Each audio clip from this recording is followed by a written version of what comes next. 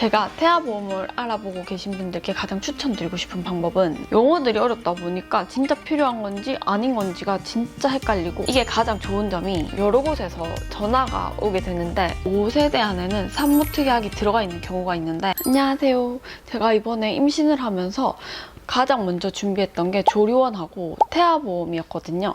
근데 조리원은 바로 가서 신청을 하면 되지만 태아보험 같은 경우에는 알아야 될 부분이 너무 많아서 헷갈리기도 하고, 용어들이 어렵다 보니까 진짜 필요한 건지 아닌 건지가 진짜 헷갈리고, 또 어떤 분은 5만 원에서 적당하게 살 수 있다 라고 하시는 분들도 있는데, 또 다른 분들은 8만 원, 10만 원까지는 해야 적당하다, 이렇게 의견들이 갈리는 경우가 너무 많아서 한 3가지 방법을 통해서 알아본 뒤에 가장 필요한 보험만 확인해서 들었거든요. 그래서 저희가 확인한 방법과 저희가 넣었던 가장 필요했던 보험들은 어떤 건지 한번 알려드리려고 영상을 켜게 되었습니다. 저희는 처음부터 한 군데만 알아보고 시작한 건 아니고, 인터넷으로 직접 가입하는 다이렉트 보험과 임신 앱에서 연계되는 보험, 남편을 원래 설계해 주시던 보험사분 총 3가지 방법을 통해서 보험 설계를 한번 해봤거든요.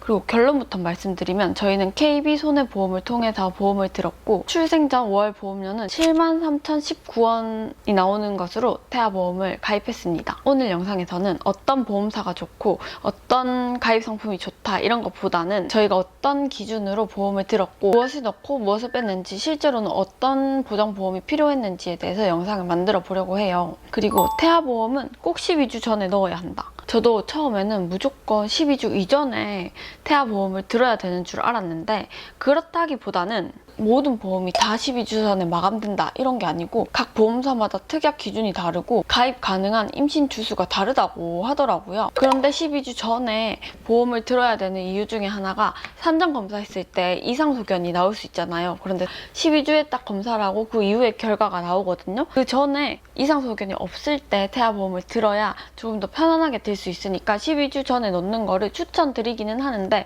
필수다는 아니고 보험사마다 각 특약에 대해서 들어오는 조건이 다르다고 해요. 그래서 저희는 12주가 절대 마감이라고 생각은 하지 않았고, 첫 기형아 검사 결과 전에 미리 비교해두는 게 편할 것 같아서 12주 전에 보험을 들기는 했습니다.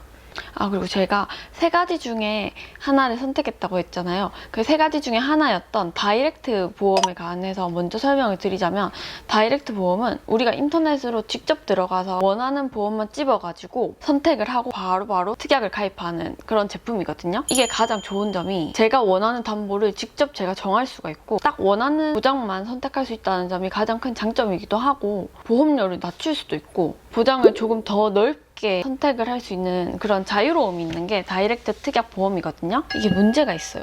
보험을 잘 모르는 상태에서 들려고 하다 보니까 이 담보들이 어떻게 다른지, 어떤 차이가 있는지에 대해서 조금 어렵기도 하고 헷갈리는 부분이 너무 많더라고요. 이름만 보고 선택하다 보니까 이거 넣어도 되는 건가? 아니면 이거 빼도 되는 건가? 이런 불안함이 너무 커서 다이렉트 보험 같은 경우에는 전문성이 없는 상태에서 하기에는 조금 부담이 되고, 모르는 부분에 대한 불안감이 커서 선뜻 바로 보험을 가입하기가 너무 어려웠어요. 보험을 이미 잘 알고 직접 비교하시는 걸 잘 하시는 분들은 다이렉트 보험이 훨씬 잘 맞을 것 같고, 또 견적도 빠르게 받아볼 수 있어서 보험에 대해서 알고 있다 생각하시면 보험을 바로 들 수 있는 게 다이렉트 특약 보험이어서 다이렉트 보험으로 넣는 것도 아주 좋은 방법이 될 것 같긴 하더라고요. 근데 저처럼 언어들에 대해서 선택을 하지 못하는 분들은 선택 자유도가 높은 만큼 판단도 제가 해야 되기 때문에 오히려 시간이 더 많이 걸리고 결국엔 선택을 못하게 되더라고요. 그리고 2번째는 임신 앱을 가입하면 태아보험에 대한 설명이 바로 뜨고 바로 가입을 할 수 있게 도와주거든요. 저는 딱 이거다, 여기서 보고 바로 설계사분께 설명을 듣고 보험을 넣으면 좋겠다, 앱이랑 또 연동이 되니까 믿음성도 있잖아요. 그래서 여기서도 상담을 받아봤는데, 장점으로는 여러 설계사분께 빠르게 다양한 견적을 받을 수 있다는 게 가장 큰 장점이었고요. 보험사별로 구성을 한 번에 볼 수 있으니까 처음 시장을 파악하기에는 너무 좋더라고요. 근데 다만 여러 보험 설계사분께 견적을 받아봤을 때 대부분 보장 범위를 아주 넓게 잡아주시고 8에서 10만 원대 조금 비싼 플랜을 추천을 해주시는 경험을 했거든요. 이건 모든 앱 상담사 설계사분이 그렇다는 건 아니고, 그리고 상담을 하게 되면 설계를 해주신 만큼 여러 곳에서 전화가 오게 되는데, 어떤 날은 1시간에 한 번꼴로 보험 설계사분께서 전화가 오시니까 업무하고 있는 와중에 좀 부담이 되기도 하고 좀 힘들더라고요. 연락받는 게 불편하신 분들은 신청 전에 꼭 상담 전화는 이 시간에만 해달라 이렇게 미리 말씀하시는 게 좋을 것 같기도 하고, 전화가 진짜 1시간에 한 번씩 오니까 보통 업무를 하기도 조금 힘들고 조금 불편함을 느끼게 되더라고요. 그리고 임신앱을 통해서 보험 설계를 받았을 때는 대부분 현대해상을 추천을 많이 해주세요. 현대해상이 가장 보험료가 조금 비싸기도 하고, 그리고 보장성이 가장 넓기도 한 보험이거든요. 그래서 아마 현대해상을 많이 추천을 해주신 것 같고, 딱 한 분이 DB손해보험을 추천을 해주셨는데, DB는 생각보다 보험 구성이 좋고 보장 구성도 굉장히 괜찮아서 저희가 최종까지 고민을 했던 보험사이긴 합니다. 세 번째는 남편이 항상 보험 설계해 주시는 분이 있는데, 그 기존 보험 설계사분께 상담을 받았어요. 근데 이 보험 설계사 분께서도 현대해상이랑 KB손해보험을 추천을 해주시더라고요. 추천을 해주신 가장 큰 이유가 아이 보장뿐 아니라 임산부도 보험을 받을 수 있는 혜택이 있는 보험이 현대해상이랑 KB손해보험 딱 2가지가 있다고 하더라고요. 그래서 이 2가지를 추천을 받았고, 보험 설계사분도 처음 저희한테 추천을 주실 때는 가능한 보험을 다 넣은 가장 넓은 플랜으로 저희한테 추천을 해주셨어요.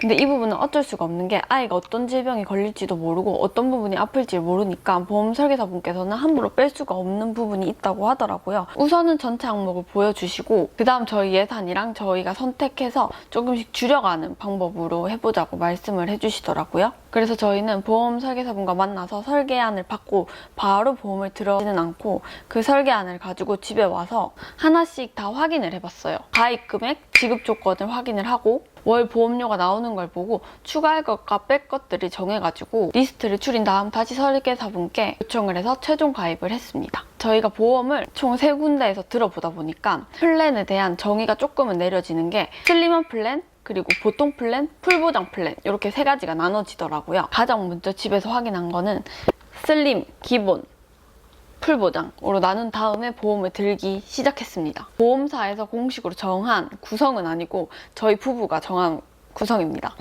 슬림 플랜은 암이나 뇌졸중, 심장질환 같은 큰 보험 틀은 남기되 잔잔한 것은 다 빼고, 태아한테 의미가 깊은 큰 출생을 하거나 신생아 보장 같은 보험은 딱 넣은 그런 플랜이고요. 월 보험료는 낮지만 가장 많은 걸리는 것만 넣고, 조금 애매하다 싶은 건 다 빼는 보험 보장이었는데, 보험료가 저렴하면서 보장까지 조금 빼다 보니까 혹시 나중에 아쉬운 부분이 생길 것 같은 불안함이 조금 생기긴 하더라고요. 그래서 저희는 풀 보장은 또 너무 많은 걸 넣다 보니까 필요 없는 것까지 다 넣어서 보험비만 많아지고 결국에 보장받을 수 있는 거는 한정적이니까 풀 보장을 넣기도, 그래서 보통 플랜으로 저희는 넣었습니다.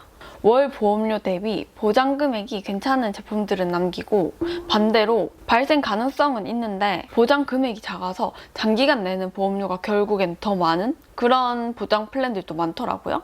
그런 담보들은 다 확인해서 제외를 했습니다. 풀 보장이라고 생각하는 보험 플랜 같은 경우에는 발생 가능성이 낮은데 담보, 소액, 진단비랑 각종 입원 일당까지도 다 나오는 보험까지 다 넣는 게 풀보장이라고 저희가 생각을 했고요. 보장을 많이 넣는다 해서 모든 상황에 모든 일이 생기는 건 아니잖아요. 그래서 저희가 넣을지 뺄지 정한 보험 플랜은 딱 6가지였습니다.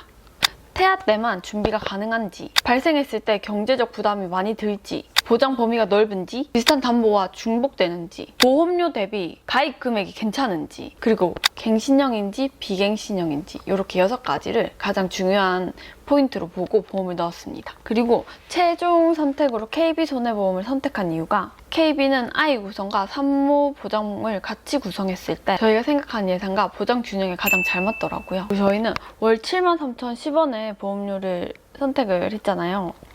많은 분들이 암 진단비나 큰 진단비 때문에 보험비가 높을 거라고 생각을 하실 수가 있으실 텐데, 저희 구성에는 산모 실손과 아이의 입원 일당 수당이 훨씬 더 높게 책정이 되었어요. 임신, 출산, 질환, 실손 입원비가 24,060원이고 질병 입원 일당이 14,350원, 질병 중환자실 입원 일당이 1,560원이에요. 이 세 항목만 합쳐도 제가 원래 말씀드렸던 73,019원에서 62%가 이 3가지로 보험료를 다 커버를 치고 있거든요. 그래서 같은 보험사라도 입원 일당과 산모 특약을 어떻게 구성하는지에 따라서 보험료는 크게 달라질 수 있다는 점을 참고해 주시면 좋을 것 같아요.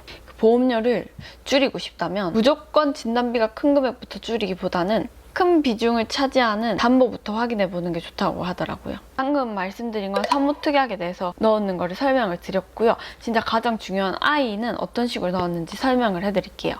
제가 진짜 실제로 넣은 아이 보험 5가지에 대해서 설명을 해드릴 건데요. 하나씩 다 읽으면 너무 복잡하고 솔직히 저도 너무 어렵기 때문에 간단하게 바로 설명을 드릴게요. 기본 계약으로는 일반 상해 후유증 1억 원, 질병 후유장애 5천만 원을 넣었어요. 후유장애 보험은 단순히 치료비를 주는 보장이 아니라 사고, 질병 이후 신체 기능이 낮게 떨어지거나 장애가 남고 그 장애율에 따라서 보장 보험을 해주는 게 일반 상해 후유 1억이랑 질병 후유장애 5천만 원이 거기에 포함이 된다고 하니까 꼭 넣었고요. 그리고 약관에서 말한 중대한 질병이나 후유장애가 발생했을 때에는 이후 보험료 납입을 면제해주는 그런 담보가 있어서 그것도 함께 넣었습니다. 출생 후 보험료가 46원으로 낮았기도 하고 그렇게 낮으니까 장기간 보험을 유지할 수 있는데 도움이 된다고 생각해서 이것도 함께 넣었어요. 그리고 두 번째로는 암, 뇌, 희귀질환 진단비를 받을 수 있는 항목도 같이 넣었습니다. 진단비는 유사암, 암, 소아백혈병, 허혈성 심장질환, 희귀질환 산정 특례 보장을 넣었고요. 저희는 감기나 장염처럼 비교적 저희가 감당할 수 있는 병원비보다는 한 번 발생하면 치료비가 길어질 수 있고 부모가 일을 쉬어야 할 수도 있는 그런 가능성이 있는 큰 질병들은 먼저 대비하고 싶어서 큰 질병을 꼭 넣었습니다. 암 진단비는 유사암을 제외하고 1억 원을 보장해주고 유사암은 2천만 원, 소아백혈병은 2천만 원 으로 구성이 되어 있고요. 보장 범위가 너무 작은 담보보다는 상대적으로 넓은 범위에 있는 보험 담보를 확인해가지고 넣도록 했어요. 그리고 비슷한 진단비를 여러 개 가입했다고 해가지고 중복돼서 보장을 받는 건 아니고 실제 지급은 진단명과 약관 조건에 따라 다르기 때문에 무조건 받을 수 있다고 생각을 하시면 안 되고 그 진단비에 따라서는 조금 다를 수 있다는 점은 확인을 꼭 하셔야 된다고 하더라고요. 그리고 세 번째로 선택한 게 질병상해 수술비. 그 수술비 이 종목이 여러 가지가 있는데 질병 1종부터 5종, 상해 1종부터 5종, 그리고 상해 수술비, 암 수술비, 선천 이상 수술비, 그리고 특정 선천 이상 수술비를 넣었습니다. 진단비 같은 경우에는 특정 질병으로 인정이 되어야만 진단비를 받을 수가 있고 수술비는 약관에서 정해진 수술의 정의랑 그 종류에 해당이 되면 지급이 될 수 있다고 합니다. 그래서 진단비만으로는 보장이 부족한 부분들이 많은데 그걸 보완하는 역할로 수술비 약관도 생각을 하고 같이 넣었습니다. 저희는 질병보장을 1순위로 받고 상해를 2순위로 보았지만 상해가 중요하지 않다는 뜻은 아니에요. 아이들이 성장하면서 화상을 입을 수도 있고 낙상 같은 사고도 많이 발생을 하잖아요. 보험료가 크지 않은 상해 수술비랑 화상 수술비는 함께 남겨서 같이 보장을 받도록 신청을 해두었거든요.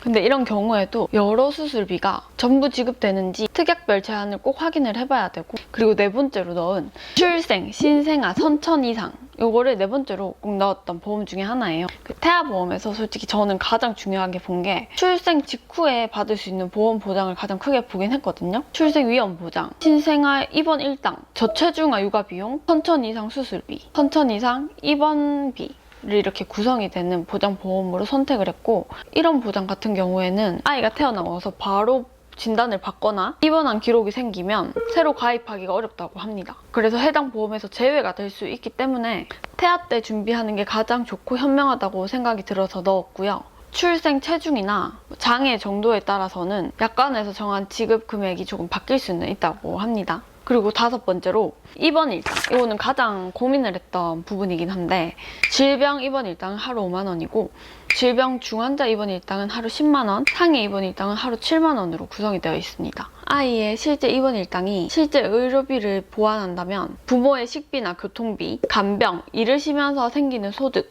실손에서 보장하지 않는 그런 간접 비용을 준비하는 성격으로 넣은 보험이에요. 저희는 보험료를 조금 더 내더라도 아이가 입원했을 때 간접 비용까지 대체하고 싶어서 넣었던 보험이 5번 입원 일당이거든요. 그리고 저는 산모 보장을 왜 추가를 했냐면 임신 중독증, 양수색전증, 세반 조기 박리 진단비를 함께 넣었습니다. 여기서도 가장 큰 비율을 가지는 게 제가 가입한 계약에서는 임신이나 출산 질환으로 입원해서 치료를 받게 되면 약관 기준에 따라 실제 의료비는 보완을 하지만 분만을 위해서 입원하는 기간은 제외된다고 하네요. 보험료가 이거는 저렴한 특약은 아니지만 저는 지금 현재 임신 중이기도 하고 예기치 않은 입원이나 치료가 발생했을 때 실제 의료비를 대비하고 싶어서 함께 넣었습니다.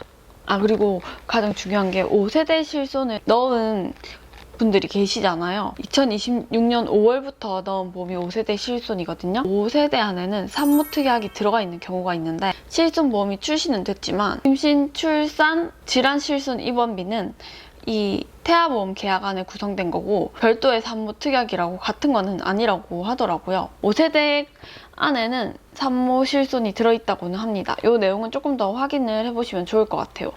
제가 태아보험을 알아보고 계신 분들께 가장 추천드리고 싶은 방법은 보험사 이름보다는 먼저 비교 조건을 똑같이 맞추는 게 가장 중요하다고 생각하고, 그래서 20년 납인지 30년 납인지, 해약 환급금 구조가 같은지, 출생 전과 출생 후 보험료가 각각 얼마인지, 갱신형 특약이 얼마나 들어있는지 이런 구성들을 한 번에 같이 보고 보험사 이름보다는 이 구성들을 비교하는 게 가장 좋다고 생각이 들어요. 그리고 진단비 같은 경우에는 금액만 보지는 말고 그 금액보다는 보장 범위가 얼마까지인지를 확인하는 게 가장 중요한 것 같습니다. 이름만 비슷해도 다 다르기 때문에 조금 헷갈린다 싶을 때는 챗GPT한테 물어보고 제미나이한테 물어봐서 교차 검증을 해서 꼭 필요한 건지 아닌지를 확인하는 방법이 가장 편하기는 하더라고요. 그리고 태아보험이잖아요. 태아보험일수록 출생 위험, 저체중 태아의 위험, 그리고 신생아 입원, 선천 이상 준비할 때 의미가 큰 보장 먼저 확인을 하고 입원 일당이나 소액 진단비는 본인이 예산에 따라서 조정을 해보시는 방법이 가장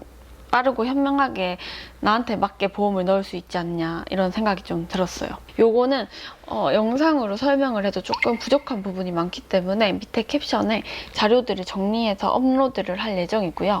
이거는 제가 느끼기도 했고 태아보험이라는 게 아직 생소한 부분이 많다 보니까 태아보험서 견적서를 받고 저처럼 막막했던 분들이나 어떻게 확인을 하는 게 좋을지 기준을 잡아주고 싶어서 영상을 만들게 됐고요. 또 도움을 조금이나마 드리고 싶어서 만든 영상이었습니다.